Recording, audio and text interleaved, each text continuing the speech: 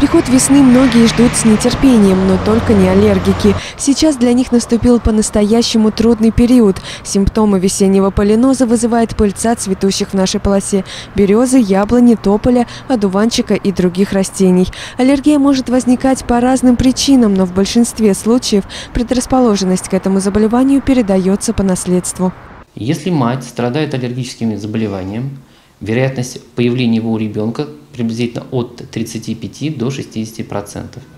Отец чуть ниже, в районе 40%. Если они страдают оба, около 75-80%. Аллергия омолаживается очень быстро. Уже и до года может начаться проявление. Помимо наследственных факторов, предпосылками для появления аллергии могут стать стресс, курение и плохая экология. Ученые доказали, что в крупных городах люди чаще страдают от этого недуга. По статистике, аллергиками является каждый пятый взрослый и каждый третий ребенок. У старшего аллергия. Ну вот он в школу ходит, насморк.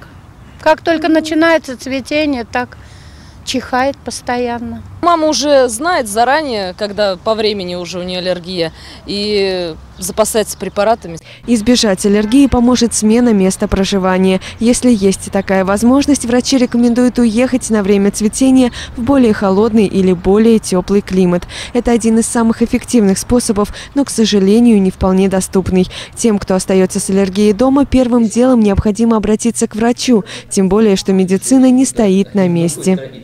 Что касается аллергоспецифической иммунотерапии, то есть терапия, ориентированная на излечение пациента, она начинается с ноября и далее, исходя из, понимаете, препарата. Если раньше однозначно мы начинали в ноябре и заканчивали за месяц-полтора до цветения, теперь на рынке российском появились импортные препараты, у них терапия круглогодичная.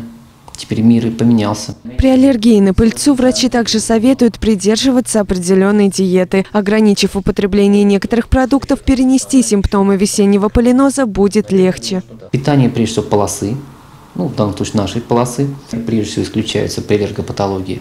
Это томаты, цитрусовые, консервированные продукты, газированные напитки используются. Там, где используется большое количество имитаторов цвета, вкуса, запаха. Вот такие вот продукты прежде всего.